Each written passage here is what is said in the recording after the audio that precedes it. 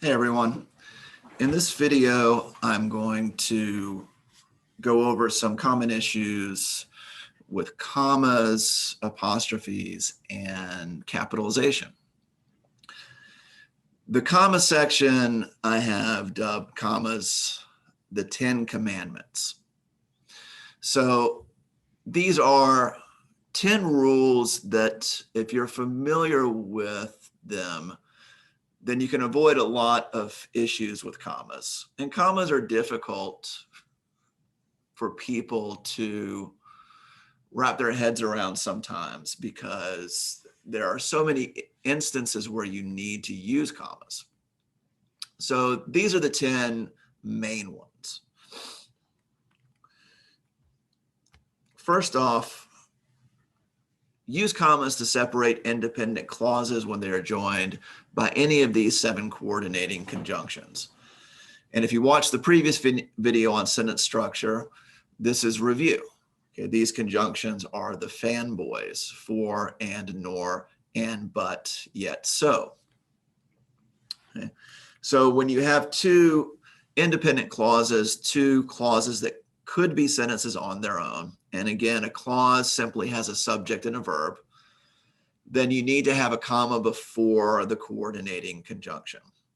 The game was over, comma, but the crowd refused to leave. The game was over is an independent clause that could be a sentence.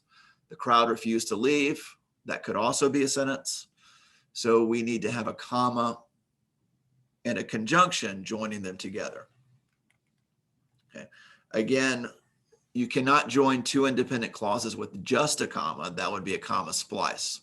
It's either a comma and a coordinating conjunction or a semicolon. Second rule, use commas after introductory clauses, phrases, or words that come before the main clause. While I was eating, comma, the cat scratched at the door. So you can see if I leave this comma out, the sentence can be a little confusing at first because now it sounds like I was eating the cat. So what that comma does is alert the reader that the introductory part of the sentence is ending and the main clause is beginning.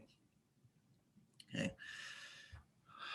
There is some wiggle room here, and by that I mean there are cases where you might have a short introductory phrase or word and not give a comma because perhaps there are already other commas in your sentence, and too many commas in a sentence might make the sentence choppy. But if you're ever beginning with a clause, in other words, if the introductory part of the sentence contains a verb, always end that with a comma to prevent that confusion. And if the introductory part of the sentence is more than a couple of words, then you want to always put a comma there.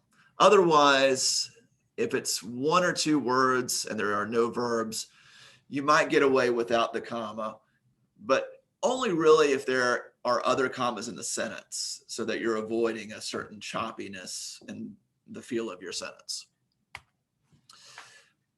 Third rule, use commas to separate 3 or more words, phrases, or clauses written in a series. So this is the most widely known usage of commas. It's often the first one that is taught. If you have a list of 3 or more, then you need to use commas. Some people teach that you do not need a comma before the and at the end of the list. I'm going to recommend that you always give that comma because not doing so can sometimes be confusing for the reader about where the list actually ends. And so it's never incorrect to use that comma before the end. So I would suggest just always adding that extra comma. Okay. And I should note that, the rules, and for the most part, my examples are all coming from the Purdue OWL website. I've just arranged them and given them a fancy name.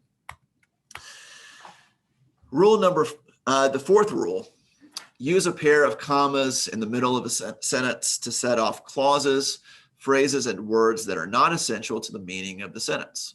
Use one comma before to indicate the beginning of the pause, and one at the end to indicate the end of the pause. This rule is a little more complex, and I'm going to spend a little more time on it. Basically, what we're saying with our commas is that what comes between the commas is not essential to the main point of my sentence. In other words, I can take it out of the sentence and my main point remains intact. That Tuesday, comma, which happens to be my birthday, comma, is the only day when I am available to meet. So if I take this clause out of the middle of the sentence, my sentence reads, that Tuesday is the only day when I am available to meet. That's the main point I'm trying to make. The clause is just adding some extra information and added detail that is not essential to the meaning of my sentence. So we want to separate the non-essential parts with commas. Okay. That said, if you are not going to set off part of the sentence with a comma, then you are implying that this is essential to the meaning of the sentence. So do not use commas to set off essential elements of the sentence, such as clauses beginning with that. That clauses after nouns are always essential. That clauses following a verb expressing mental action are always essential. So the book that I borrowed from you is excellent. In this case, the word that is our signal that the fact that I borrowed it from you is essential to the meaning of the sentence. So in other words, this clause is essential because it's pointing out which book is excellent. The second sentence, the students who are lazy will not learn anything. The students who are lazy will not learn anything. So in the first sentence, I use commas to separate who are lazy. So the students, comma, who are lazy, comma, will not learn anything. In this sentence, the commas tell us that who are lazy is not essential to the meaning of the sentence. So I can take it out. And my point remains intact. The students will not learn anything. So in this case, I'm actually talking about all the students. I'm not specifying that only specific students will not learn anything. However, in the second sentence, if I take out the comma, the students who are lazy will not learn anything. That implies that who are lazy is essential to the meaning of the sentence. And therefore, the meaning is that only the students who are lazy will not learn anything, not all the students. So whether I put commas around who are lazy actually changes the meaning of the sentence. If I put commas around it, I'm saying that all the students will not learn anything because I'm implying that the fact that some of them are lazy is not essential to the meaning of the sentence. Whereas here, I'm only specifying the students who are lazy if I leave out the commas, because now who are lazy is not essential to the meaning of the sentence.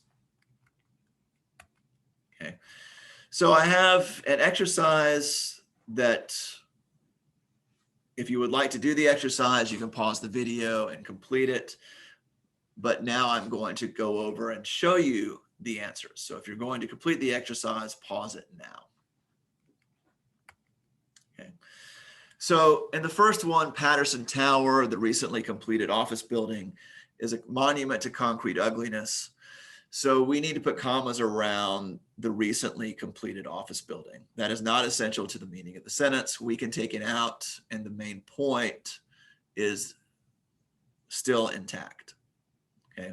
But number 2 should not have commas because that I wanted to see is specifying the movie. So, and we are not going to put commas around a clause that begins with that. Now, if I replace that with which, W-H-I-C-H, then we would have commas. Third sentence, each person who enters the contest must send in 2 box tops. So in this case, we do not have commas because who enters the contest is essential to the meaning of the sentence because it tells us which people must send in the box tops. Fourth sentence, we do need commas around nonetheless. John decided, comma, nonetheless, to buy the car. So we need commas around nonetheless. That is not essential to the meaning of the sentence. Fifth sentence, the Mississippi River, comma, which once flowed north into Hudson Bay, end comma, flows south into the Gulf of Mexico. So which flowed north into Hudson Bay is not essential. So we do not need commas.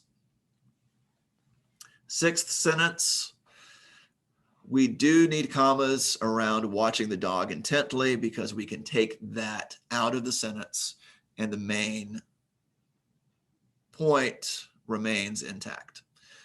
Seventh sentence, the cat that was watching the dog intently walked carefully away. Here we do not have commas because the clause begins with that. So this information is essential to the meaning of the sentence.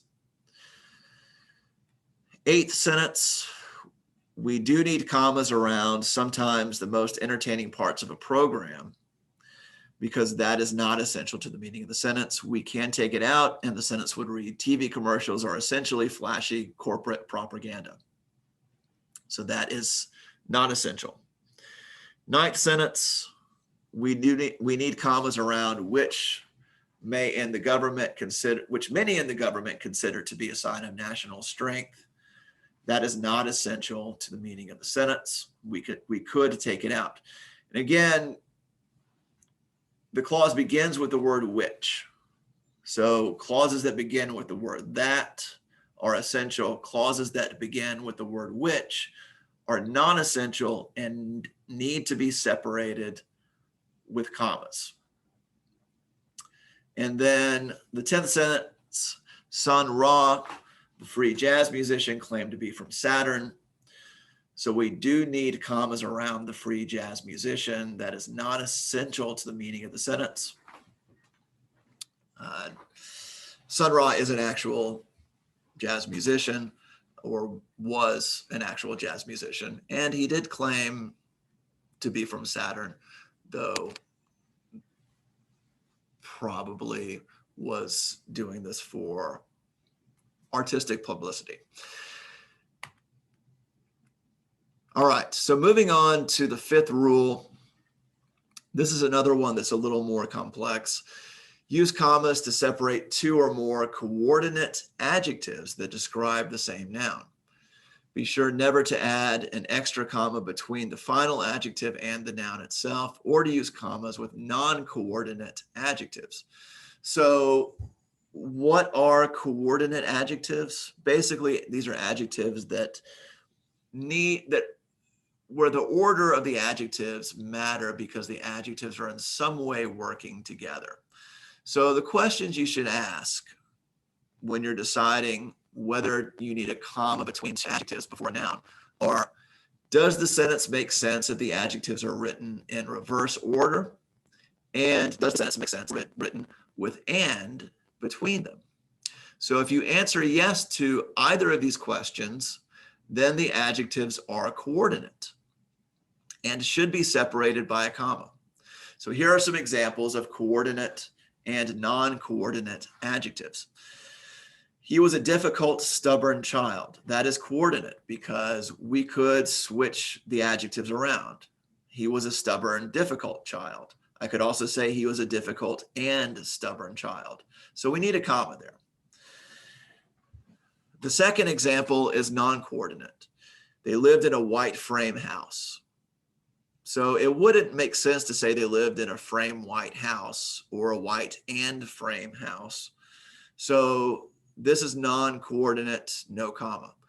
Same with the third example, they opened the big bread box. It would not make sense to say they opened the bread big box. So, or the big and bread box. So non-coordinate. I bought 2 red shirts, also non-coordinate. It would not make sense to say 2 and red shirts or red 2 shirts. Typically with colors and numbers, the order matters. And we have non-coordinate adjectives that should not have commas. Okay. 6th rule, use a comma near the end of the sentence to separate contrasted coordinate elements or to indicate a distinct pause or a shift. The chimpanzee seemed human, seemed reflexive, almost human. Okay. This rule is a little less common, but you do see it sometimes where you want to add an idea for emphasis at the end of the sentence without necessarily making the sentence into a compound sentence or adding a whole other clause to the sentence. Use commas to set off phrases at the end of the sentence that refer back to the beginning or middle of the sentence. Okay, such phrases are free modifiers that can be placed anywhere in the sentence without causing confusion. So Nancy waved enthusiastically at the docking ship, comma, laughing joyously. Okay. However, if it's unclear who is laughing joyously, you don't want to do this. Lisa waved at Nancy, comma, laughing joyously. Who is laughing joyously, Lisa or Nancy? So in this case, you might put laughing joyously after Lisa, or add, comma, who was laughing joyously, to make it clear that we're talking about Nancy.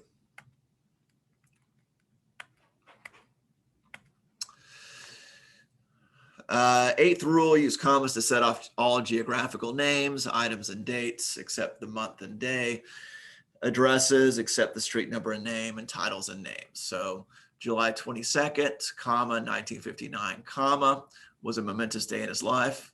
Who lives at 1600 Pennsylvania Avenue, comma, Washington, comma, DC. And yes, you do need a comma after the year if the sentence continues. You also need a comma after the state if the sentence continues. Okay. Use a comma to shift between the main discourse and a quotation. So John said without emotion, comma, I'll see you tomorrow. I was able, comma, she answered, comma, quote, to complete the assignment, end quote. So in these cases where we're using quotations in a sentence, we typically need commas to separate the main discourse and the quotation, when there's a shift. You would not need a comma if you were introducing the quotation with a complete thought, though, a complete sentence. In that case, you would use a colon. And then 10th rule, use commas wherever necessary to prevent possible confusion or misreading. So, in some cases, to George, Harrison had been a sort of idol. Here we have an introductory phrase. Because it's short, you might be inclined to leave out the comma, but otherwise it reads to George Harrison, who you might believe is one person. Okay. Here are a few cases where you definitely don't want to use a comma. Don't use a comma to separate the subject from the verb. Okay. So it's incorrect to say an 18-year-old in California, comma, is now considered an adult, right? Because the subject is the 18-year-old, the verb is the word is. So we never want to separate the subject from the verb with one comma. You might have 2 commas between the subject and verb because there might be a non-essential element between them, but never 1 comma. Also incorrect, the most important attribute of a ball player, comma, is quick reflex action. So again, after the comma, we have a verb, but the subject is before the comma. That's a problem. Don't put a comma between two verbs or verb phrases in a compound predicate. So in this case, it seems you have something that looks a bit like a compound sentence. We laid out our music and snacks, comma, and began to study. Okay. But the and, that second and, is actually joining two verbs together. We laid out and began. Same thing with the second one. We turned the corner, comma, and ran smack into a patrol car. So again, we're joining two verbs, turned and ran. So anytime the word and is joining two things together, we don't put a comma before it. The only time we have a comma before and is if there are three items or we have a compound sentence. Same rule applies with two nouns. Okay, the music teacher from your high school, comma, and the football coach. That would be incorrect. No comma there. Jeff told me that the job was still available and that the manager wanted to interview me. So in this case, we have two noun clauses, okay, but it's not a compound sentence, so no comma before the and.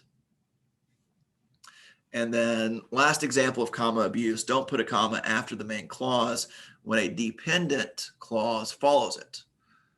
Okay. The cat scratched at the door while I was eating. Okay, so no comma before the dependent clause while I was eating. The one exception is that there is an extreme case of extreme contrast. Okay, so if the clause, for example, begins with although, typically you do have the comma.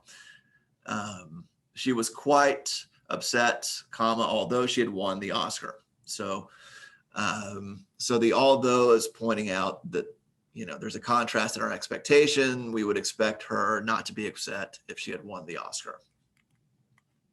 Okay. So I'm going to allow you again to do an exercise. I'm not going to go over each of the examples in the exercise like I did the last one. If you want to do the exercise, I'll then pause the video and then I will show you the answers. So you can pause the video again and review the answers, but then I'm going to just move on for the sake of time.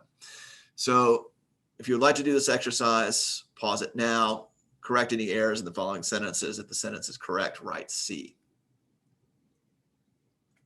Okay, now I'm going to show you the answers. Okay, so if you would like to check your work, you can check it by pausing the video. Okay, now I'm going to move on to apostrophes. So use apostrophes to make a noun possessive. Okay. People often get confused about when to add an apostrophe S and when to add an apostrophe and when to add an S apostrophe. Okay, so hopefully, you know, this rule, if you can remember it, makes it a little more simple. The rule is, and I read, add apostrophe S to the end of a noun unless the noun is plural and already ends in S. In this case, just add an apostrophe. So if you had the word boss and you want to make boss possessive, we add an apostrophe S because boss is not plural. Even though it already ends in S, it's not plural. Okay, and we only add, and we are going to add an apostrophe S unless the noun is plural and already ends in S. Children, that's plural, but it does not end in S already. So we're going to add an apostrophe S here. Adult, singular, does not already end in S. So to make that possessive, we're going to add an apostrophe S, adult's job. But adults, the plural of adult is adults. So if we have more than one adult, that is plural. It already ends in S. So we just add an apostrophe, the adults' careers. Bosses. Bosses is plural. It already ends in S. So we are just going to add an apostrophe. Boss's convention. Notice how if I say boss's office, boss's convention, you can't really tell from hearing it whether it's a plural possessive or a singular possessive. It has the same number of syllables. When we're adding the apostrophe S, we're always adding a sound to the word. Okay, so boss becomes bosses. All right. But the plural bosses, if we're just adding an apostrophe, we're not adding a sound. So the plural bosses and the possessive bosses sound exactly the same. We are never adding an S apostrophe to a word. So if you have a word like children's and you want to make it possessive, you're never going to add an S apostrophe to a word that is not already end in S and is not already plural. Okay. You're just going to add the apostrophe if it's plural and ends in S. A few other rules with apostrophes. Possessive pronouns never have apostrophes. So like it's, my, his, her, their. If it's a possessive pronoun, no apostrophe ever. Okay. The only time you have pronouns with apostrophes is to form attractions. Like it apostrophe S is always it is. Okay. But in formal writing and in professional writing, you generally want to avoid using contractions. Last with apostrophes, don't use an apostrophe to make a number or letter plural. Okay, so like 1980s or B's, you're not going to use an apostrophe to make something plural. Okay, so this one, I am going to go over the answers. So if you want to do this exercise, pause it, and then when you're done, unpause. Okay, so I'm going to go over the answers here. Number one, parties candidate, that is singular. So we need an apostrophe before the S because the plural would be TIES. All right. The second sentence, no apostrophe with its because that is not it is. That's a possessive pronoun. But you do need an apostrophe with traps. That is a possessive. It's singular, so the apostrophe is before the S. Okay. The third sentence, our neighbors' cars and old Chrysler, and it's just about to fall apart. So we do need an apostrophe with neighbors. Now, if neighbor is singular, then we have an apostrophe before the S. You could say that, our neighbor's car, it could be that more than one people live in a house. It could be two people who are married. So, you could, if neighbors is plural, then the apostrophe would be after the S. So it depends there. The other apostrophe would be with its because that does mean it is, and it is just about to fall apart. Okay, so apostrophe before the S. And again, with formal professional writing, avoid contractions. Part of the reason to avoid contractions is because then you don't have to worry about whether or not you are using apostrophes correctly. In 3 weeks' time, so we do need an apostrophe with weeks. Okay, the apostrophe would be after the S because it's plural, 3 weeks. 5, we do need an apostrophe with the contraction didn't. Okay, the apostrophe is between the N and the T. The apostrophe marks where the letter has been removed, not where the words have been joined together. 6th sentence, apostrophe before the S and moons, because moon's rays, that's possessive, and there's only one moon if you're living on Earth. Insects, we can assume that there's more than one insect. So that's plural. The apostrophe is after the S. Seventh sentence, apostrophe with children's. The apostrophe is before the S because children, while plural, does not already end in S. So we are adding apostrophe S to that word. Okay, and then the eighth sentence, we have an apostrophe with Tim's before the S because Tim is singular. And no apostrophe with the sevens and the twos because those are plural but not possessive.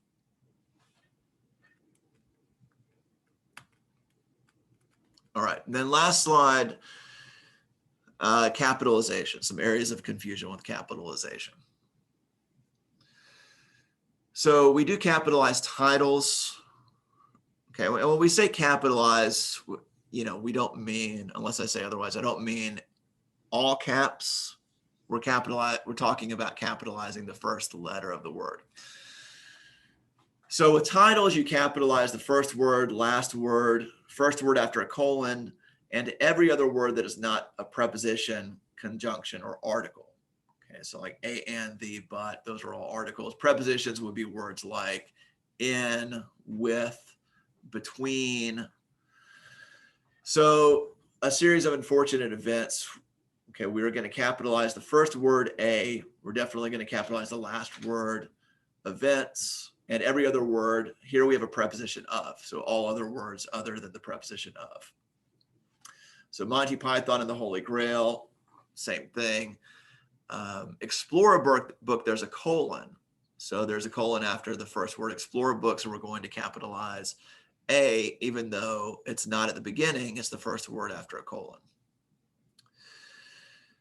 Okay, for school classes and subjects. So capitalize a subject only if it is the name of a class or the word is always capitalized. So if I like English or Spanish is always capitalized, but geography is not always capitalized. So if I say I'm taking geography this semester, I'm not going to capitalize geography, but I will capitalize the title of the class. I'm taking Geography 101 this semester.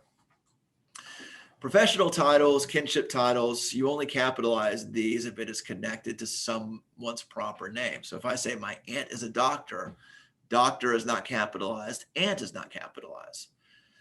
But if I say my Aunt Christine practices medicine, so you should call her Dr. Menendez, then we do capitalize aunt because it is before the name Christine. We do capitalize the D in doctor because it is before the name Menendez. In general, proper nouns which are capitalized specify names and not types. So house is not capitalized, but White House is if you're referring to the name of the US president's residence. Okay, the type of tree is not capitalized, but giving tree is capitalized if we're referring to the name of a specific tree. So, but like pine tree would not be capitalized because we're referring to a type of tree, okay, not a specific tree. Okay. And this does not necessarily apply to, so if we're referring to countries, if we're referring to ethnicities, then those are typically capitalized. Religious groups are capitalized. Languages are capitalized. If you're ever not sure about something and whether or not it's capitalized, Google it. You can find on dictionary websites or in how it's used online whether or not the convention is to capitalize this or not to capitalize this. Now, when you're doing that, make sure you are looking at, official, professional media sites, not just looking at somebody else's blog, because that person may not be following the correct capitalization rules. All right, so that's it for this video. Thank you for watching.